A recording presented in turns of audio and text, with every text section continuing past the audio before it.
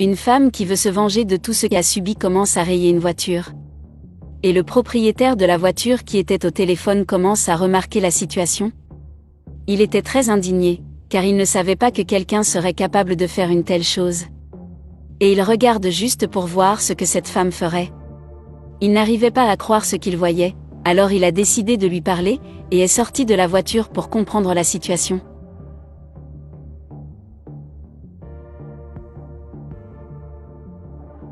Lorsqu'il lui demande pourquoi elle fait ça, elle répond qu'elle a rayé la voiture parce qu'elle avait sali son chemisier, puis il se souvient de ce qui s'est passé il y a quelques minutes. Elle marchait tranquillement dans la rue et prenait son jus de fruits, quand elle a accidentellement heurté la voiture de cet homme et a renversé le jus sur son chemisier. Mais il croit qu'il avait raison et dit qu'elle devrait marcher dans la rue plus prudemment. Mais la femme dit qu'il l'a renversée. Outré qu'elle ait rayé sa voiture, il dit qu'il pourrait la poursuivre en justice, mais qu'il pensait à un moyen de la faire payer. Et lui demande si elle peut se faire passer pour sa petite amie pour une journée. Elle demande pourquoi, et il commence à expliquer qu'il doit aller signer les papiers du divorce avec son ex-femme, et qu'elle sera là avec un petit ami, et qu'il ne veut pas y aller seul.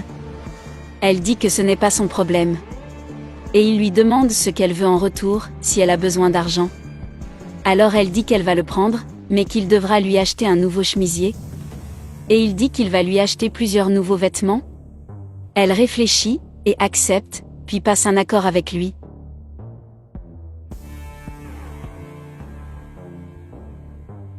Un peu plus tard, il l'emmène chez un ami, qui sera chargé de la rendre encore plus jolie. Ils sont tous deux très surpris, car cela fait longtemps qu'ils ne se sont pas vus. Ils se saluent, et son ami lui demande pourquoi ils font cette visite inattendue et s'il a besoin de leur aide. Il répond en disant qu'il a un petit défi pour lui aujourd'hui, qu'il ferait confiance à son travail, et qu'il doit faire d'elle la plus belle femme, car il va retrouver son ex-femme, et qu'elle a besoin de sa magie. Il demande alors 3 heures et dit qu'elle reviendra en tant que déesse. Mais il dit qu'il a besoin que ce soit en 1 heure, donc son ami dit que ce sera plus cher. Et il demande s'il le prend quand même. Il dit donc oui, et lui demande de la rendre impeccable. Quand elle entre, il dit que ce n'est qu'elle, qu'il ne la verra qu'après avoir terminé. Il est d'accord et dit avoir confiance en son travail. Un peu plus tard, alors qu'il parle au téléphone, il est très impressionné de la voir quitter la maison, car elle avait vraiment l'air totalement différente. Ses cheveux étaient magnifiques, et elle était habillée d'une tenue parfaite. Il reste bouche bée et semble ne pas croire ce qu'il voit. Mais il a failli tomber quand il a marché, car il n'avait pas l'habitude de marcher avec des talons. Il remercie son amie et lui dit qu'elle est magnifique. Elle le remercie, mais dit qu'elle n'aime pas porter de talons. Il dit qu'elle est à nouveau parfaite, mais qu'il lui manque une chose pour la rendre encore plus belle, et lui tend une boîte. À l'intérieur se trouvait un magnifique collier, la femme le remercie pour le cadeau, et il dit alors qu'il va le mettre sur elle. Elle est assez embarrassée, mais son sourire trahit sa joie. Il la regarde et lui dit que maintenant elle est parfaite, et les deux partent main dans la main.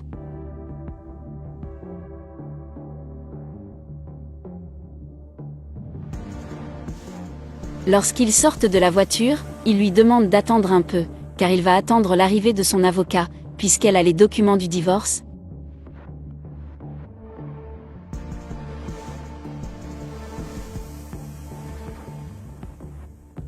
Au même moment, une autre femme arrive, vendant des roses, et lui demande s'il veut les acheter comme cadeau pour sa petite amie. Elle dit que les roses sont magnifiques, et commence à raconter sa vie.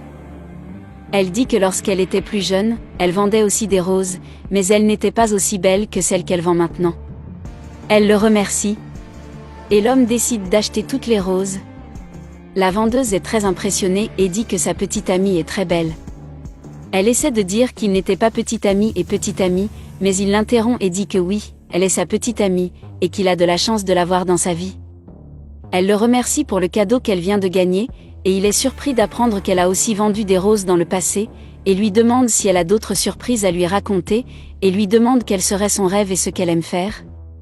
Avec beaucoup de gêne, elle dit que son plus grand rêve est d'avoir une famille, et qu'elle a l'intention d'avoir une grande famille, une famille qu'elle n'a jamais eue. Elle a dit qu'elle rêve aussi d'être professeure d'art ou de peinture, qu'elle est amoureuse des couchers de soleil, que dès qu'elle a le temps, elle dessine, et que ce serait son rêve. Il pense que c'est magnifique et rit, et elle lui demande avec embarras d'arrêter de rire. Il dit qu'il ne pense pas que c'est drôle, il pense en fait que son rêve est merveilleux. Elle confirme alors, et dit que cette question était très difficile à répondre, mais assez curieuse, lui demande comment s'est passée la fin de leur relation. Assez triste et la tête basse, il répond que son ex-femme l'a trompé avec son meilleur ami, que son ex a toujours cru qu'il était un loser pas assez bien pour elle. Elle a essayé de le consoler, puis lui a demandé si après tout cela il l'aimait toujours. Et il a dit non, parce qu'elle ne l'avait jamais protégé et n'avait jamais partagé ses rêves. Puis elle lui demande ce qu'il veut faire de sa vie, et quel serait son rêve, car elle était curieuse. Il lui demande de ne pas parler, car elle se moquerait de lui. Elle insiste et dit qu'elle va peut-être rire un peu. Puis il réfléchit et dit qu'il a toujours rêvé de vivre dans une montagne avec sa famille, et qu'il rêve d'être charpentier. Elle rit de manière déguisée, et il dit qu'il savait qu'elle allait rire, mais il dit qu'il a ri parce qu'il ne peut pas s'imaginer être un charpentier. Et il a dit que cela a toujours été son rêve, mais que son ex-femme et sa mère l'ont poussé à choisir le cours d'architecture. Et elle dit que le plus drôle, c'est que son père est charpentier. Il lui demande ce qu'elle pense et s'approche de sa bouche, mais ils sont interrompus par son avocat.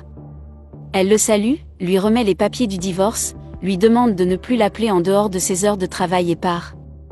L'ex-femme, déjà à l'endroit où ils avaient convenu de se rencontrer, commence à se plaindre du retard. Pendant ce temps, les deux arrivaient, mais il agissait déjà différemment et la regardait d'un autre œil. Elle l'appelle pour qu'il parte.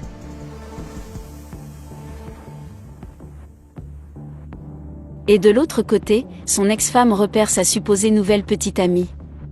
Il prend une grande inspiration, et son ex-femme se dispute avec son petit ami, parce qu'elle souriait trop.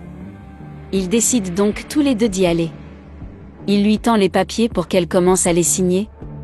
Et son ex-femme commence à l'insulter, disant qu'il n'a pas changé et qu'il est en retard, et il commence à signer le papier.